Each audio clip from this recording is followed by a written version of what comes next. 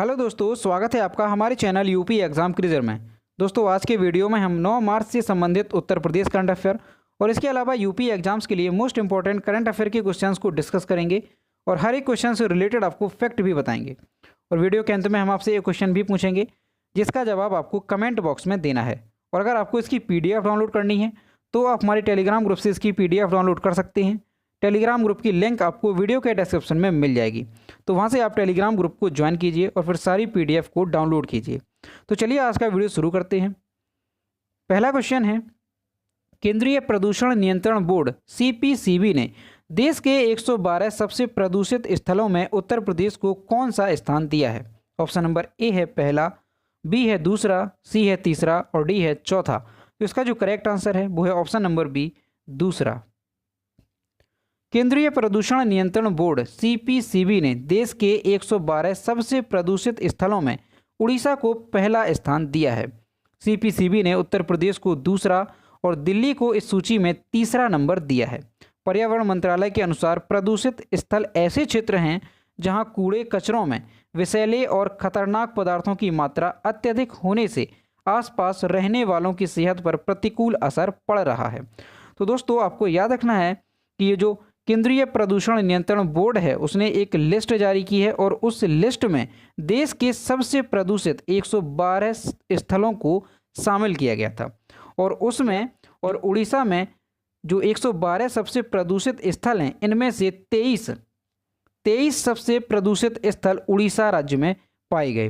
और जो उत्तर प्रदेश है उसमें उसे दूसरे स्थान पर रखा गया है, जिसमें कि 21 सबसे प्रदूषित स्थल जो है वो उत्तर प्रदेश में पाए गए हैं। और दिल्ली को तीसरे स्थान पर रखा गया है जहां पर 11 सबसे प्रदूषित स्थल दिल्ली में पाए गए हैं। तो ये आपको याद रखना है। और इसे लिस्ट को जारी किसने किया है? तो केंद्रीय प्रदूषण नियंत्रण बोर्ड ने इस सूची को जारी किया है। अब यहाँ पर जो CPCB है इसका फुल फॉर्म क्या होता है? तो इसका फुल फॉर्म होता है सेंट्रल पॉल्यूशन कंट्रोल बोर्ड। ठीक है, तो इसका फुल फॉर्म भी आपको याद में रखना है। अगला क्वेश्चन है, चर्चा में रही OTT फिल्म सीक्रेट ऑफ सिनोली का संबंध किस राज्य से है? ऑप्शन नंबर A है बिहार, B है झारखंड, C है उत्तर प्रदेश और D है पंजाब। तो इसका जो करेक्ट आंसर है वो है option number C, Uttar Pradesh. अब दोस्तों ये जो फिल्म है सीक्रेट ऑफ सिनोली ये इस समय बहुत ज़्यादा चर्चा में है। अब ये क्यों चर्चा में है तो ये जानेंगे। और यहाँ पर ये जो एक वर्ड है OTT फिल्म, अब ये OTT फिल्म क्या होता है? तो पहले OTT के बारे में जानते हैं। दोस्तों OTT का फुल फॉर्म होता है ओवर द टॉप। ठीक है, तो OTT फिल्म होती क्या है? तो ऐसे सिनेमा या ऐसी मूवी, वेब सीरीज या शॉर्ट मूवी जिन्हें हम ऑनलाइन माध्यम से देखते हैं, जिसे हम नेट के थ्रू ऑनलाइन मोबाइल या टीवी पर देखते हैं, उन्हें OTT फिल्म कहा जाता है। ठीक है, ऐसी फिल्में जो होती हैं उन्हें ऑनलाइन रिलीज़ किया जाता है और उसे हम ऑनलाइन माध्यम से ही देखते हैं। ठीक है, अब कुछ OTT प्लेटफॉर्म है, कौन से हैं? जो नेटफ्लिक्स है, अमेजॉन प्राइम है, एक्स प्लेयर है। तो ये कुछ OTT प्लेटफॉर्म है। ठीक है, अब यहाँ पर ये जो सीक्रेट ऑफ सिनोली फिल्म है ये क्यों चर्चा में है? तो देखिए दरअसल हुआ यूँ कि जब इस फिल्म की शूटिंग हो रही थी तो उस दौरान कुछ खुदाई का काम किया गया और उस खुदाई के दौरान वहाँ पर सोना चांदी मिलने की बात कही गई, यानी कि यहाँ पर खजाना दबा है ऐसी बात वहाँ पर आई। तो जैसे ही सरकार को इस बारे में पता चला तो सरकार ने वहाँ पर पुरातत्व विभाग को भेजा। ठीक है, तो पुरातत्व विभाग वहाँ पर गया और वहाँ पर खुदाई का काम शुरू किया गया। तो वहाँ पर जैसे ही खुदाई की गई तो सोना या चांदी जैसा कुछ नहीं मिला, लेकिन वहाँ पर 116 अंत्येष्टि क्षेत्र मिले, यानी कि क्या मिले? कंकाल मिले। और इसकी खुदाई कहाँ पर हुई? तो उत्तर प्रदेश में ये खुदाई की गई। और इसके साथ ही वहाँ पर एक प्राचीन काल का रथ भी प्राप्त हुआ और इसके साथ ही कई ऐतिहासिक साक्ष्य वहाँ पर मिले। तो इस वजह से ये जो सीक्रेट ऑफ सिनोली मूवी है, OTT फिल्म है, ये बहुत ज़्यादा इस समय चर्चा में है और इस फिल्म को OTT के माध्यम से रिलीज़ किया गया है। तो ये भी आपको ध्यान में रखना है। और इसमें जो मनोज बाजपेयी हैं उन्होंने एंकर की भूमिका निभाई है, तो ये भी आपको इसमें याद रखना है। ठीक है, अगला क्वेश्चन है, हाल ही में उत्तर प्रदेश सरकार द्वारा मिशन शक्ति का दूसरा चरण शुरू किया गया।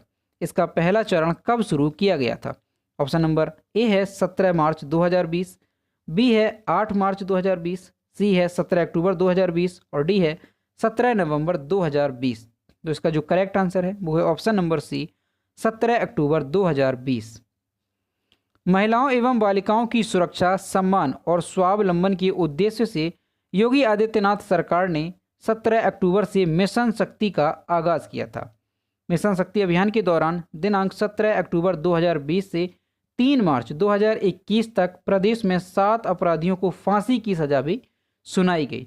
तो दोस्तों ये आपको याद रखना है कि जो मिशन शक्ति अभियान है इसकी शुरुआत कब हुई थी, तो 17 अक्टूबर 2020 को इसकी शुरुआत हुई थी। और जो पहला चरण था वो कब से कब तक चला, तो 17 अक्टूबर 2020 से लेकर के ये 3 मार्च 2021 तक इसका पहला चरण चला था। ठीक है। अब पहले चरण में 7 अपराधियों को फांसी की सजा भी सुनाई गई और इसके अलावा महिला एवं बाल अपराध के 435 अपराधियों को आजीवन कारावास दिया गया और उसके साथ ही 394 अपराधियों को 10 वर्ष से अधिक का कारावास इसमें दिया गया। और अगर कुल मिलाकर के देखा जाए तो जो पहला चरण है, पहले चरण के दौरान यानी 17 अक्टूबर 2020 से लेकर के 3 मार्च 2021 तक कुल मिलाकर के 3,440 अपराधियों को इसके द्वारा सजा दी गई। ठीक है। अब ये जो दूसरा चरण है वो कब से शुरू होगा, तो 8 मार्च 2021 से दूसरा चरण यहाँ पर शुरू हुआ है। तो ये भी आपको ध्यान में रखना है। ठीक है।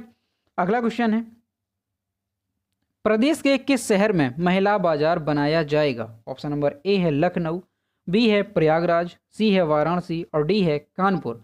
तो इसका जो करेक्ट आंसर है वो है ऑप्शन नंबर ए लखनऊ।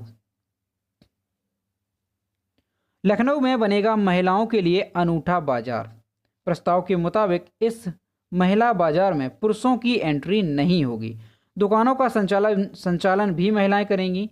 इन दुकानों में केवल महिलाओं से जुड़े सामान मिलेंगे।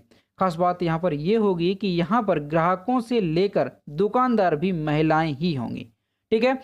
तो ये एक अनूठा बाजार कहाँ पर बन रहा है, तो उत्तर प्रदेश के लखनऊ में इस तरह का ये बाजार बनाया जाएगा जहाँ पर सिर्फ महिलाएं ही होंगी। वहाँ पर दुकानदार भी महिलाएं होंगी और वहाँ पर जो खरीदने वाले व्यक्ति होंगे वो भी महिलाएं ही होंगी और वहाँ पर जो सामान होगा पूरे बाजार में वो भी महिलाओं से संबंधित ही वहाँ पर सामान मिलेगा। ठीक है। तो ये अनूठा बाजार कहाँ पर बन रहा है, तो ये लखनऊ में बन रहा है, ये आपको याद रखना है। अगला क्वेश्चन है, अंतर्राष्ट्रीय महिला दिवस 2021 की थीम क्या है? ऑप्शन नंबर ए है women in leadership achieving an equal future in a कोविड-19 वर्ल्ड, बी है I am generation equality realising women's rights, C है think equal build smart innovate for change और डी है time is now rural and urban activities transforming women's lifes. तो इसका जो correct answer है वो है option number A women's in leadership achieving an equal future in a कोविड-19 world. कल 8 मार्च को अंतर्राष्ट्रीय महिला दिवस मनाया गया। कल यानी कि 8 मार्च को अंतर्राष्ट्रीय महिला दिवस मनाया गया और इस वर्ष की जो थीम थी वो थी women in leadership achieving an equal future in a कोविड-19 वर्ल्ड। महिला दिवस पर महिलाओं की सामाजिक, आर्थिक, राजनीतिक आदि क्षेत्रों में उपलब्धियों को दर्शाने के लिए इसे मनाया जाता है और महिलाओं के बारे में जागरूकता बढ़ाने के लिए, यानी कि जो महिलाओं पर जो अत्याचार होते हैं या उनके अधिकारों को लेकर के जागरूकता बढ़ाने के लिए इस दिवस को प्रतिवर्ष 8 मार्च को मनाया जाता है। ठीक है। तो ये आपको याद रखना है। अगला क्वेश्चन है, खबरों में रहा मैत्री सेतु किस नदी पर स्थित है? ऑप्शन नंबर ए है रावी नदी, बी है चिनाब नदी, सी है फेनी नदी और डी है झेलम। तो इसका जो करेक्ट आंसर है वो है ऑप्शन नंबर सी फेनी। मैत्री सेतु फेनी नदी पर बनाया गया है। यह नदी त्रिपुरा और बांग्लादेश के बीच बहती है। प्रधानमंत्री श्री नरेंद्र मोदी आज वीडियो कॉन्फ्रेंसिंग के माध्यम से, यानी कि आज 9 मार्च को, ठीक है, माध्यम से भारत और बांग्लादेश के बीच मैत्री सेतु का उद्घाटन करेंगे। इस पुल का निर्माण national highways and infrastructure development corporation limited ने किया है। इस पुल की लंबाई कितनी है? तो 1.9 किलोमीटर इस पुल की लंबाई है। तो आपको याद रखना है कि ये जो पुल है वो किस नदी पर बन रहा है, तो फेनी नदी पर इस पुल को बनाया जा रहा है और इस पुल का नाम क्या है? तो मैत्री सेतु इस पुल का नाम है। ठीक है, तो ये आपको याद रखना है। अगला क्वेश्चन है, बिहार में कौन सा पहला एक्सप्रेसवे बनाया जाएगा? ऑप्शन नंबर ए है आरा पटना एक्सप्रेसवे, बी है आमस दरभंगा एक्सप्रेसवे, सी है गया पटना एक्सप्रेसवे और डी है आरा बक्सर एक्सप्रेसवे। तो इसका जो करेक्ट आंसर है वो है option number B, Amas Darbhanga expressway. Bihar के पहले एक्सप्रेसवे औरंगाबाद के आमस से दरभंगा एक्सप्रेसवे बनने का रास्ता साफ हो गया है। इस संबंध में केंद्रीय सड़क एवं राजमार्ग परिवहन मंत्रालय ने अधिसूचना जारी कर दी है। केंद्र सरकार ने इस सड़क का नामकरण नेशनल हाईवे डी 119 कर दिया है। यह सड़क उत्तरी बिहार से दक्षिणी बिहार को जोड़ेगी। तो दोस्तों ये क्वेश्चन मोस्ट इंपॉर्टेंट है, आपको याद रखना है कि ये बिहार का पहला एक्सप्रेस वे है और ये क्या है इसका नाम, तो आमस से दरभंगा एक्सप्रेस वे यानी आमस दरभंगा एक्सप्रेस वे इसका नाम होगा और ये आपको अच्छे से याद रखना है। अगला क्वेश्चन है, स्विस ओपन 2021 का महिला एकल खिताब किसने जीता? ऑप्शन नंबर ए है पीवी सिंधु, बी है कैरोलिना मारिन, सी है मिया ब्लिचफील्ड और डी है साइना नेहवाल। तो इसका जो करेक्ट आंसर है वो है option number B, Carolina Marin. Swiss Open के महिला सिंगल्स के खिताबी मुकाबले में सिंधु को स्पेन की कैरोलिना मारिन ने हराकर खिताब अपने नाम किया। पीवी सिंधु सेमीफाइनल में डेनमार्क की मिया ब्लिचफील्ड को हराकर फाइनल में पहुंची थी। तो आपको ये याद रखना है कि स्विस ओपन के महिला सिंगल्स का खिताब किसने जीता है, तो ये जीता है कैरोलिना मारिन ने। ठीक है, तो ये आपको अच्छे से याद रखना है। अगला क्वेश्चन है, हाल ही में किस भारतीय महिला पहलवान ने मार्टियो पेलिकोन रैंकिंग कुश्ती में के फाइनल में जीत दर्ज कर 65 किलो भार वर्ग में विश्व की नंबर 1 पहलवान बन गई हैं? ऑप्शन नंबर ए है गीता फोगाट, बी है विनेश फोगाट, सी है बबीता कुमारी और डी है रितु फोगाट। तो इसका जो करेक्ट आंसर है वो है option number B, Vinesh Phogat. भारतीय महिला पहलवान विनेश फोगाट ने मार्टियो पेलिकोन रैंकिंग कुश्ती के फाइनल में जीत दर्ज कर 65 किलो भार वर्ग में विश्व की नंबर 1 पहलवान बन गई हैं।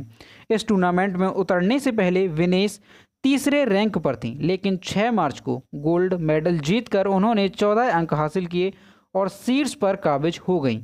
एशियाई खेलों में स्वर्ण पदक जीतने वाली विनेश फोगाट पहली महिला भारतीय पहलवान हैं। तो ये क्वेश्चन मोस्ट इंपॉर्टेंट है, ये आपको अच्छे से याद रखना है कि 65 किलो भार वर्ग में विश्व की नंबर 1 पहलवान कौन बन गई हैं, तो ये बन गई हैं विनेश फोगाट। ठीक है, तो ये आपको अच्छे से याद रखना है। अब यहाँ पर इमेज में आप देख सकते हैं ये हैं पहलवान विनेश फोगाट। और ये अगला क्वेश्चन है, हाल ही में किस देश ने सार्वजनिक जगहों पर बुर्का पहनने पर रोक लगा दी है? ऑप्शन नंबर ए है अमेरिका, बी है अफगानिस्तान, सी है स्विट्जरलैंड और डी है पाकिस्तान। तो इसका जो करेक्ट आंसर है वो है option number C, Switzerland. Switzerland ने सार्वजनिक जगहों पर बुर्का पहनने पर रोक लगा दी है। बुर्के पर प्रतिबंध लगाने वाला स्विट्जरलैंड पहला मुल्क नहीं है, बल्कि इससे पूर्व कई देशों ने अपने यहाँ बुर्के पर प्रतिबंध लगा रखा है। फ्रांस पहला यूरोपीय देश है जिसने मुस्लिम महिलाओं पर बुर्का पहनने पर बैन लगाया था। फ्रांस की सरकार ने साल 2011 में सार्वजनिक स्थानों पर बुर्का को पूरी तरह बैन कर दिया था। तो दोस्तों ये क्वेश्चन भी मोस्ट इंपॉर्टेंट है, ये आपको अच्छे से याद रखना है कि बुर्के पर प्रतिबंध लगाने वाला पहला देश कौन सा है। तो फ्रांस ऐसा पहला यूरोपीय देश है जिसने मुस्लिम महिलाओं पर बुर्का पहनने पर प्रतिबंध लगाया था। और अब स्विट्जरलैंड ने सार्वजनिक जगहों पर बुर्का पहनने पर रोक लगा दी है। ठीक है, तो ये आपको याद रखना है। अब सार्वजनिक जगहों पर जैसे रेस्टोरेंट है, स्टेडियम है, पब्लिक ट्रांसपोर्ट सिस्टम और सड़क पर तथा सभी जो सार्वजनिक स्थल हैं वहाँ पर चेहरा ढकने पर प्रतिबंध लगा दिया गया है। लेकिन इसमें आपको एक बात याद रखनी है कि जो धार्मिक स्थल होंगे वहाँ पर चेहरा ढकने की रोक नहीं है। ठीक है, तो वहाँ पर महिलाएं बुर्का पहनकर जा सकती हैं। अब यहाँ पर स्विट्जरलैंड ने ये रोक लगाई है। तो स्विट्जरलैंड की राजधानी क्या है? तो बर्न स्विट्जरलैंड की राजधानी है। स्विट्जरलैंड की मुद्रा क्या है? तो फ्रैंक स्विट्जरलैंड की मुद्रा है। और स्विट्जरलैंड के राष्ट्रपति हैं श्री उली मोरर। तो ये आपको याद रखना है। तो दोस्तों ये थे 9 मार्च से संबंधित उत्तर प्रदेश करंट अफेयर और इसके अलावा यूपी एग्जाम्स के लिए मोस्ट इंपॉर्टेंट करंट अफेयर के क्वेश्चंस जो कि हमने डिस्कस किए। अब हम देखते हैं कल के वीडियो का क्वेश्चन जो हमने आपसे पूछा था। तो ये है कल के वीडियो का क्वेश्चन जो हमने आपसे पूछा था। उत्तर प्रदेश राज्य गुड़ महोत्सव 2021 कहाँ मनाया जा रहा है? तो इसका जो करेक्ट आंसर था वो ऑप्शन नंबर बी था, लखनऊ। और लगभग सभी स्टूडेंट्स ने इसके सही जवाब दिए। और मैं फिर से कहता हूँ कि जो भी क्वेश्चन आपसे पूछा जाए आप सभी लोग उसका आंसर जरूर किया करो। तो ये है आज का question. National council for applied economic research द्वारा जारी लैंड रिकॉर्ड सर्विस इंडेक्स में इस साल उत्तर प्रदेश को कौन सा स्थान मिला है? ऑप्शन नंबर ए है 9वां स्थान, बी है 10वां, सी है 11वां और डी है 12वां। तो इसका जो भी करेक्ट आंसर है वो आपको कमेंट बॉक्स में बताना है। तो दोस्तों, अगर आपको आज का वीडियो पसंद आया हो तो वीडियो को लाइक करें, शेयर करें और अगर चैनल पर नए हैं तो चैनल को सब्सक्राइब करना ना भूलें। साथ ही बेल आइकन को भी प्रेस करें ताकि टाइम टू टाइम नोटिफिकेशन आप तक पहुंचता रहे। तो मिलते हैं नए वीडियो में। Thank you.